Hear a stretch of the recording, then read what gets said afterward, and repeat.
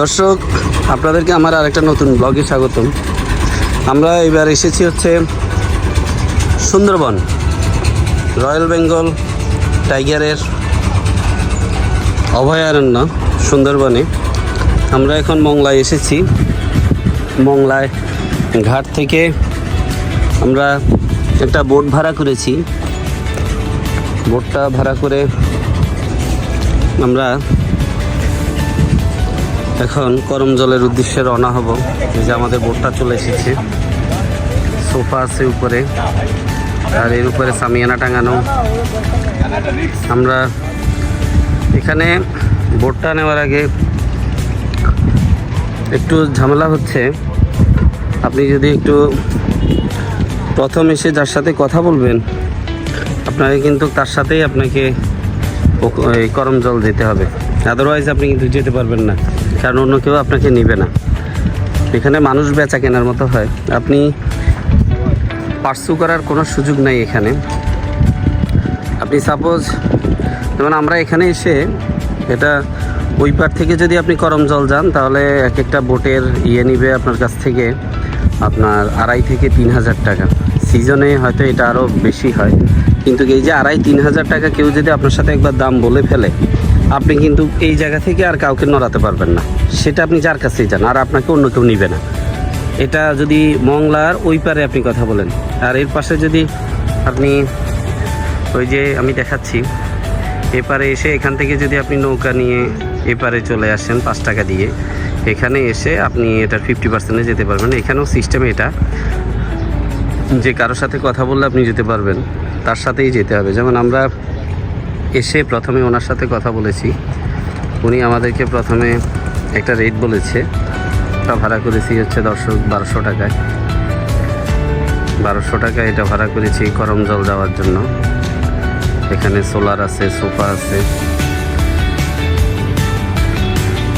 তো আমরা যার সাথে ভাড়া করেছি সে আসলে যখন অন্যজনকে ভাড়া করলাম তখন আর সে তাকে নিতে দেয়নি, পরে সেই রাজি হয়েছে আপনার 1100 টাকায় যাওয়ার জন্য। আমরা এই বোটটা ভাড়া করেছি 1100 টাকায়। ওইটাই যদি আপনি ওই পারে যান, তাহলে ওই পারে গেলে আপনাকে এটা মিনিমাম 2,500 টাকা নিতে হবে।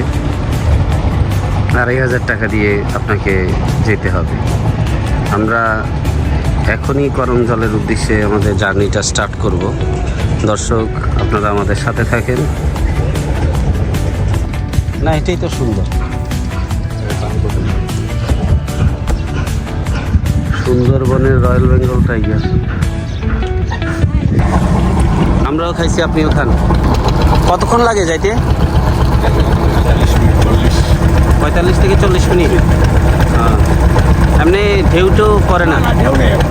ঢেউ নেই। আপনার আষাঢ় শ্রাবণ মাসে ঢেউ আসবে। আষাঢ় শ্রাবণ মাসে ঢেউ আসবে।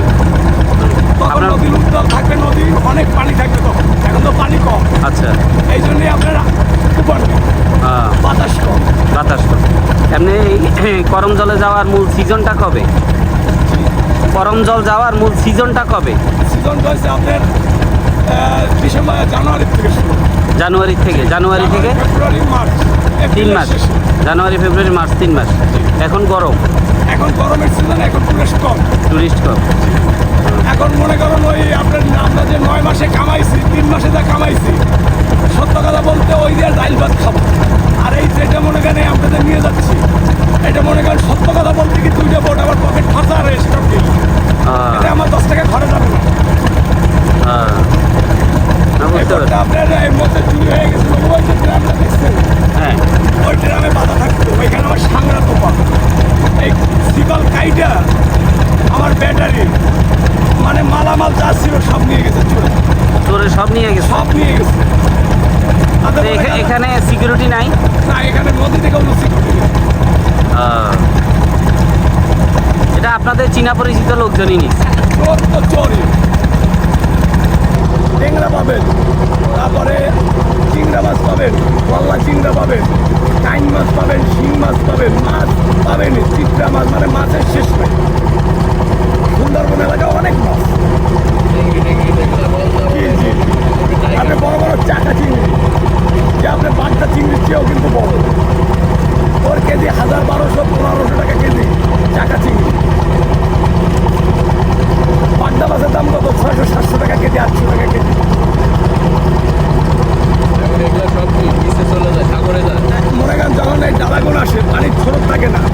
ওরা ভয়টার নিচে নামে চলে যায় যেখানে স্রোত থাকে। আবার যখন স্রোত আসে নদীতে তখন আপনি পানি খাও দিলেই আপনার জালে মাছ হবে। এখন কেউ জাল খাওয়ায় না, আপনার যখন জোবাগন আসবে তখন মানুষের জাল খাওয়া দেবে, মাছ পাবে।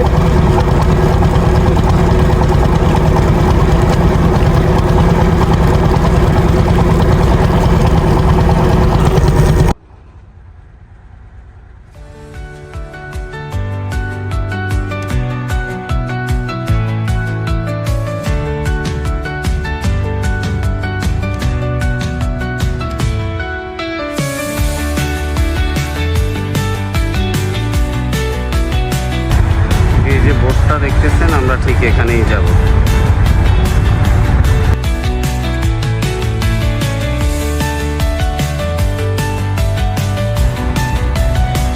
আকাশে সূর্যের মেঘের ঘন ঘটা। আমাদের নৌকাটা সুন্দরবনের পাশ দিয়েই যাচ্ছে। খুবই সুন্দর প্রাকৃতিক পরিবেশ, মাঝে মধ্যে বানর দেখা যাচ্ছে দুই একটা। অসাধারণ একটা পরিবেশ। যখন জোয়ার আসে তখন জল অনেক উপরে উঠে যায়, যে কালো কালো জায়গা দেখা যাচ্ছে গাছের মধ্যে, সেটা মাছ ধরতেছে একজন জেলে, বড়শি ফেলে সে মাছ ধরছে। জেলেরা কিন্তু প্রচণ্ড সাহসী হয়। এই যে মানে নদী পাড়ের, বিশেষ করে নদী অঞ্চলের যারা মানুষ, তারা প্রচণ্ড সাহসী হয়। যে পুরাটাই হচ্ছে জলে ভরে যায়, যে জলের মতো একটা র্যাক পড়ে গেছে, অনেক সুন্দর লাগতেছে।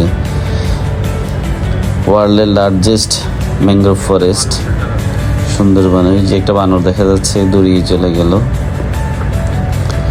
খুবই সুন্দর ন্যাচারাল পরিবেশ। আমরা অলরেডি চলে আসছি করমজলে। ওই যে ঘাটটা দেখা যাচ্ছে, যে ঘাটে গিয়ে আমাদের নৌকাটা ভিড়বে। ওখানে দুইটা নৌকা দেখা যাচ্ছে। এখন আসলে সিজন না, এখন আনসিজন চলতেছে, আর ওয়েদারটাও আসলে অনুকূলে নাই। আমরা জানি না আমরা ভালোভাবে যেতে পারবো কিনা। এখানে যাত্রীর সংখ্যাও অনেক কম। ঘাটে দুইটা নৌকা দেখা যাচ্ছে, দুইটা নৌকা আছে ঘাটে।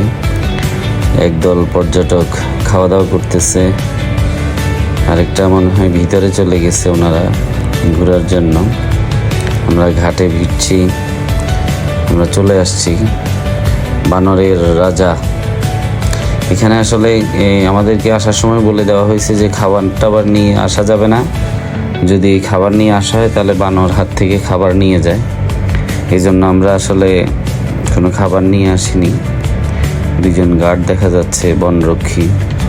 আমরা চলে আসছি দর্শক করমজল। এই হচ্ছে সুন্দরবনের করমজলের গেট। আপনারা এই পর্বে আমাদের সাথে ছিলেন। সুন্দরবনের ভিতরটা দেখাবো আমরা আমাদের দ্বিতীয় পর্বে। আপনারা আমাদের সাথেই থাকবেন।